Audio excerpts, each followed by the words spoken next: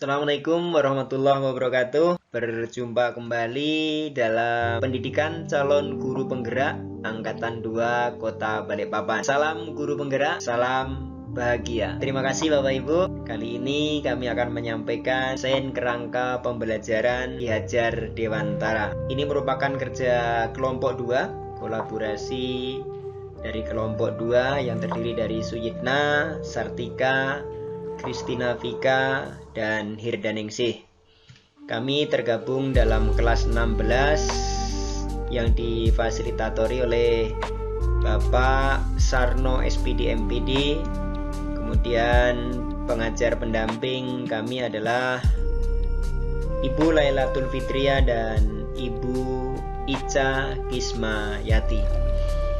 Bapak Ibu, dalam desain kerangka pembelajaran Ki Hajar Dewantara yang dikerjakan secara kolaborasi antar teman-teman calon guru penggerak Angkatan 2 Kota Balikpapan, kami mencoba mengambil beberapa pengaruh positif pemikiran Ki Hajar Dewantara dalam budaya lokal Balikpapan. Tentu saja ini berdasarkan hasil pengamatan kami, hasil identifikasi kami terkait pelaksanaan kegiatan pembelajaran yang ada di Kota Balikpapan. Yang pertama, hal positif yang kami ambil adalah terciptanya kemerdekaan belajar melalui Pancadharma. Berikutnya, terwujudnya program wajib belajar. Dan yang ketiga, kami mengambil hal positif itu berupa melaksanakan pembelajaran yang mengakomodir terwujudnya Tripusat Pendidikan. Dan yang terakhir yang kami sampaikan atau yang kami ambil adalah memaksimalkan peran pemimpin dalam pendidikan. Ini adalah hal-hal positif berdasarkan hasil pengamatan kami, berdasarkan hasil identifikasi kami, serta berdasarkan pengalaman kami sendiri sebagai pelaku pendidikan di Kota Balikpapan. Satu hal yang kemudian kami rumuskan dari beberapa hal positif tadi terkait konsep pembelajaran Ki Hajar Dewantara dalam budaya lokal Balikpapan adalah mewujudkan merdeka belajar yang berorientasi pada siswa melalui sebuah transformasi pendidikan berupa penerapan internalisasi nilai-nilai Pancasila, yaitu melalui pembelajaran tematik, melalui ekstrakurikuler, peran serta masyarakat, dan melalui budaya. Ini adalah wujud dari hal positif yang memang kami ambil berdasarkan pengalaman kami tadi, bahwa Merdeka Belajar adalah program yang saat ini sedang digalakkan oleh Kementerian Pendidikan dan Kebudayaan.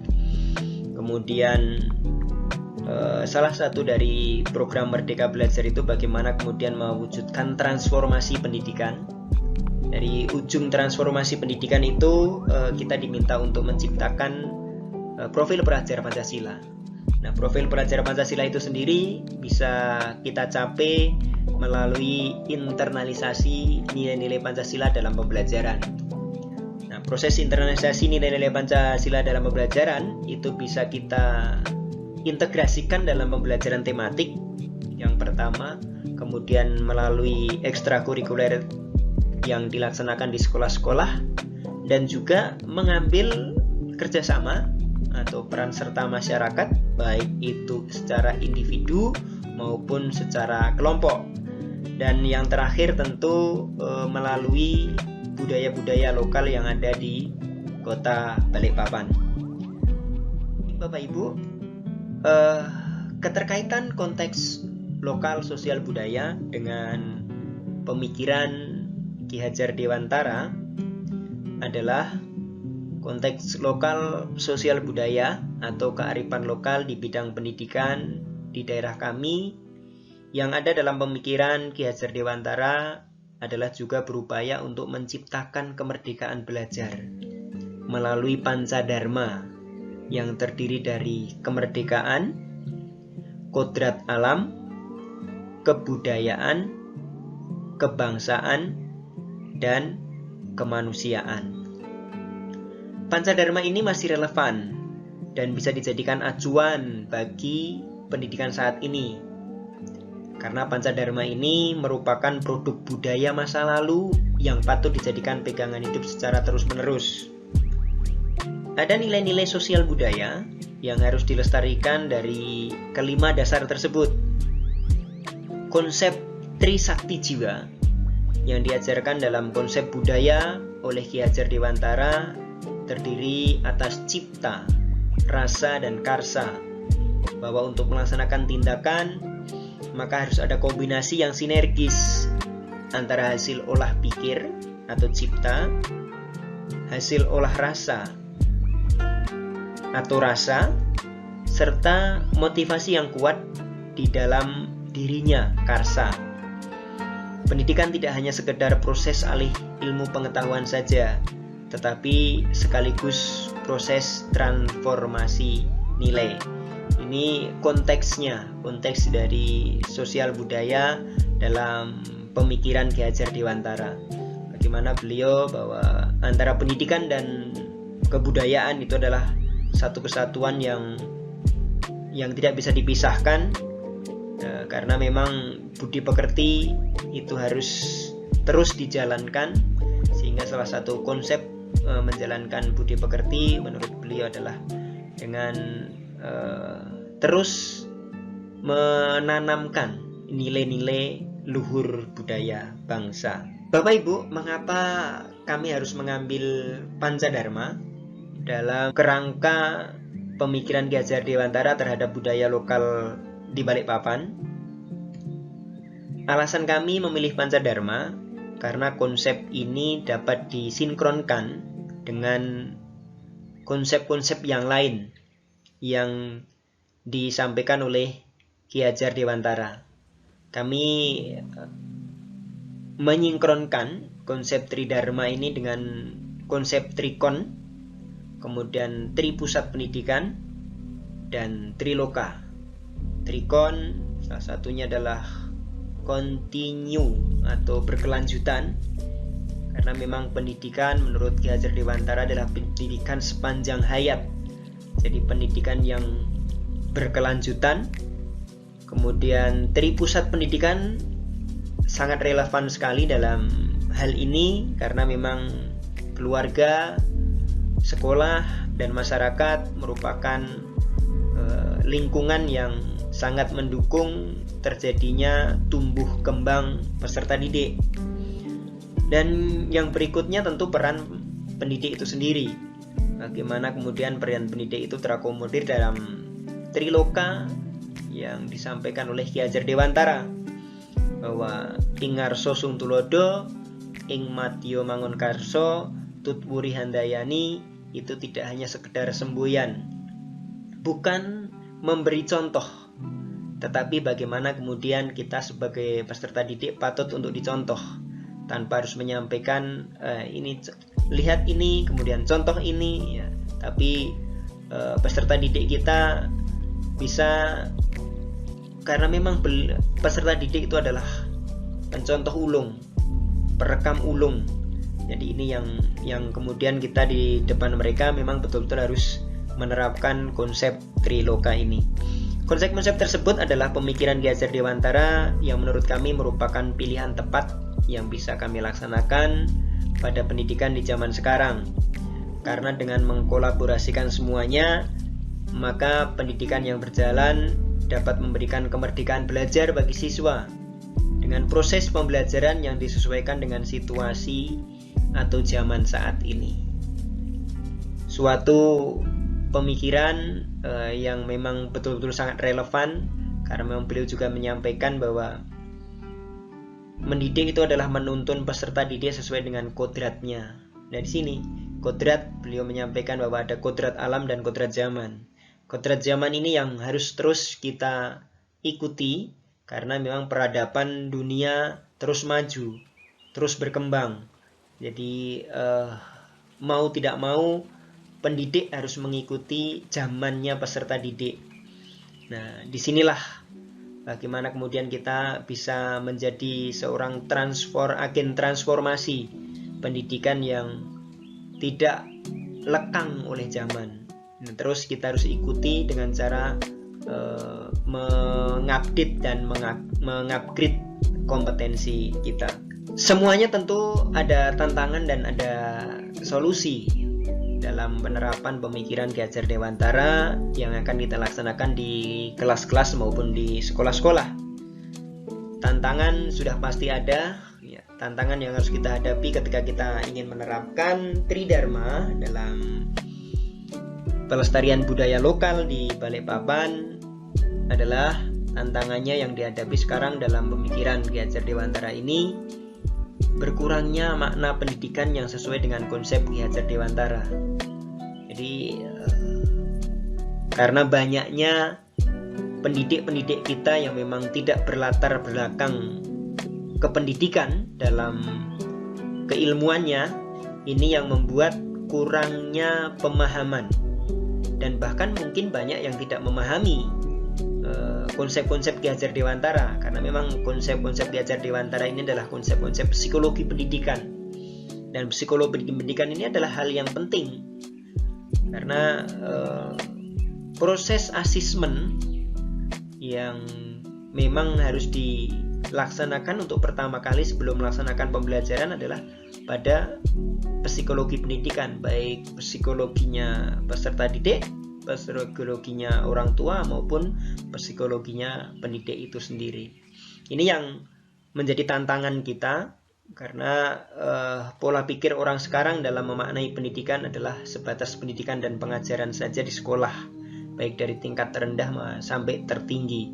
Artinya ya kalau sudah putra-putrinya dilepas, ya sudah lepas begitu saja.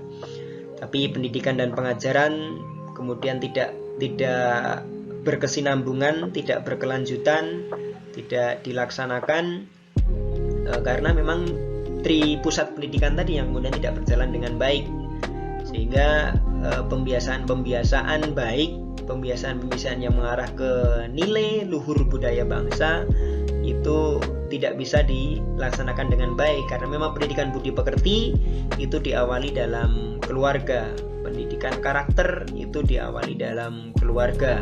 Nah, ketika peran keluarga ini kurang maksimal, peran keluarga ini kurang berperan, maka kemudian sekolah yang akan menjadi repot, karena memang kodrat alam itu tidak bisa dirubah. Tapi bagaimana kemudian kita memanfaatkan atau meluruskan atau meminimalisir, bahkan mungkin yang lebih tepat, kodrat-kodrat alam yang ada pada anak ini menjadi sesuatu yang baik bagi mereka, baik bagi diri peserta didik itu sendiri. Di samping itu juga adanya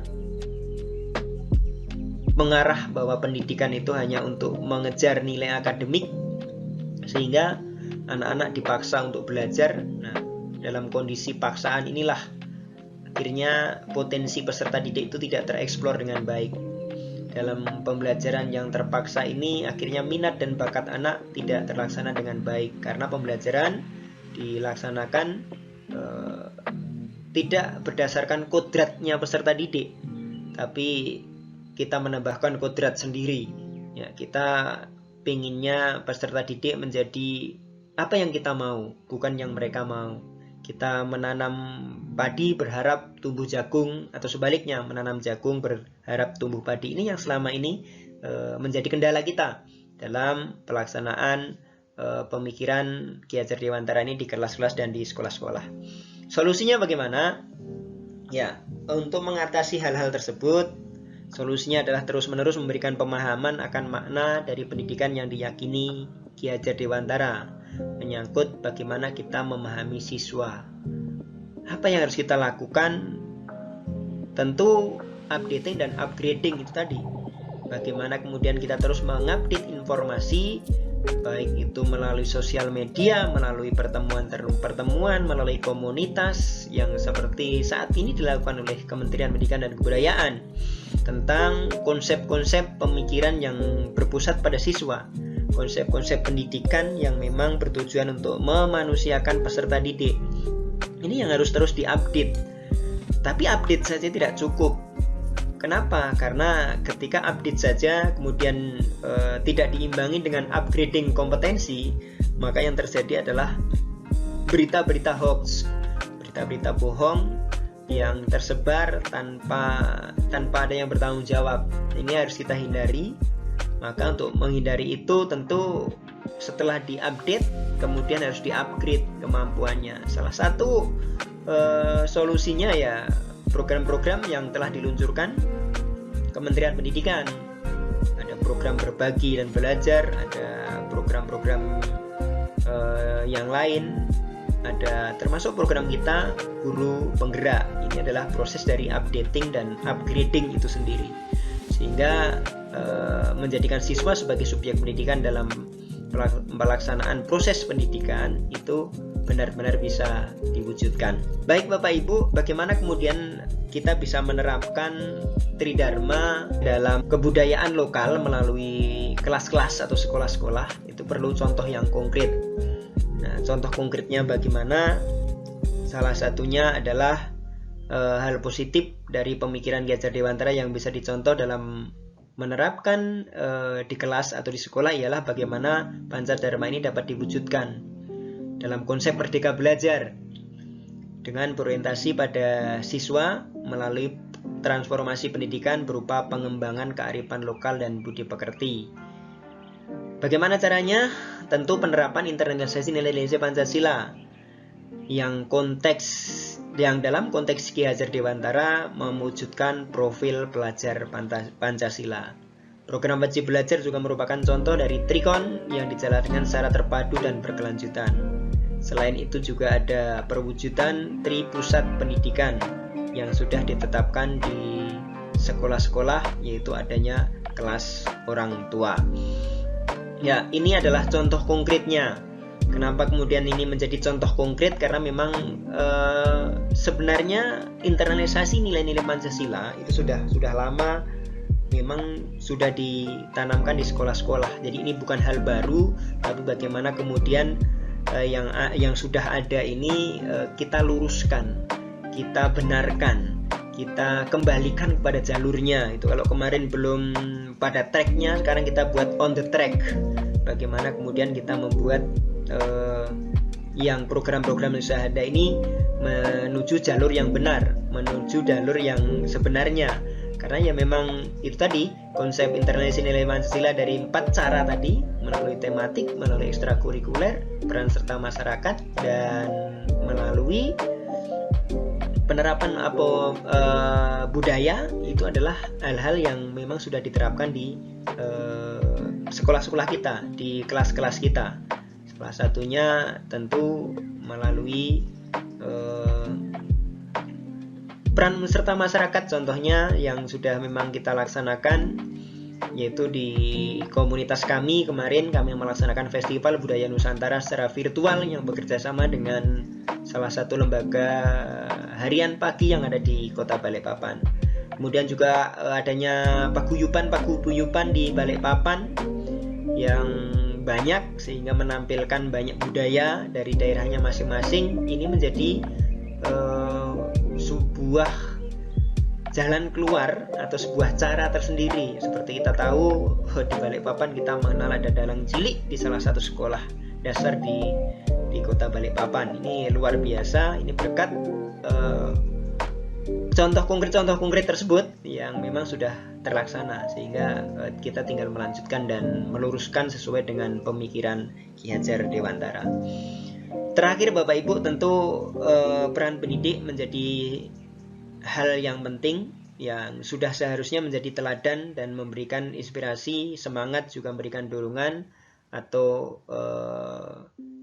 sesuai dengan Triloka tadi, ing ngarso sung tulodo, ing madya mangun karso, dan tutwuri handayani. Ini adalah konsep yang baik yang harus diterapkan peserta didik sehingga pembelajaran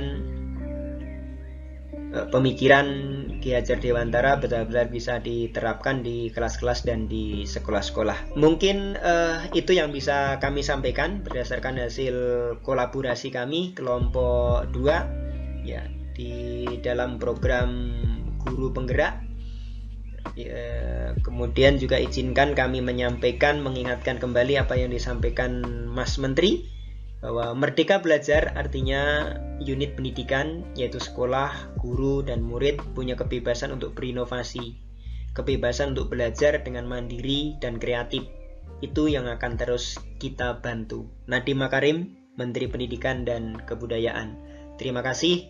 Wabillahi taufiq wal hidayah. Assalamualaikum warahmatullahi wabarakatuh.